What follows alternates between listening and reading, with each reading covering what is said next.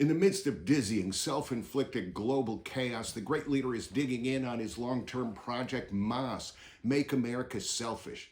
With all he's achieved, breaking treaties, alienating friends, befriending enemies, shutting down vital services, firing the very people we most depend on, he had another card to play, a massive and masterful stock manipulation insider trading con.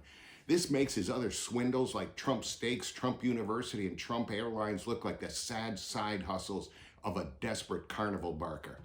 You have to admit the tariffs were beautiful, unless you have a retirement account, a mortgage, rent, car payments, student loans, grocery bills, alimony, children, parents, or the miscellaneous expenses of just staying alive.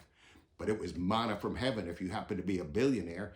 The great leader boasted that Charles Schwab made $2.5 billion on the tariff scam, something to think about at 3 a.m. when you're reflecting on your own 401k.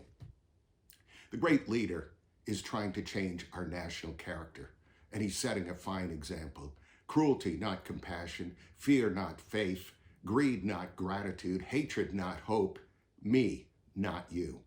You look at this doddering, vengeful buffoon wandering the newly gold-plated Oval Office, surrounded by a gaggle of Nazi-adjacent fake Christians jonesing to make his every vicious impulse a frightening reality, and you think, hey, this guy just might be the one to do it.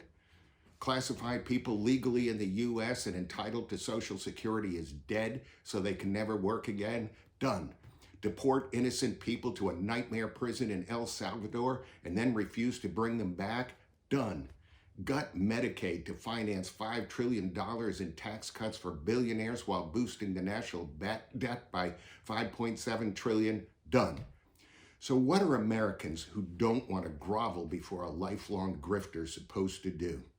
First, protect the vulnerable. That's who a bully attacks first. And remember, like any schoolyard bully, a punch in the face sends him crying home to mommy to change his diaper. He backed down on cutting phone service at Social Security because of the pushbacks on the street. He chickened out on his tariff scam when people who understood global finance stood up to him. Protests work. The great leader is on a mission to destroy our country and break our spirit. If we let him do that, it's our own fault.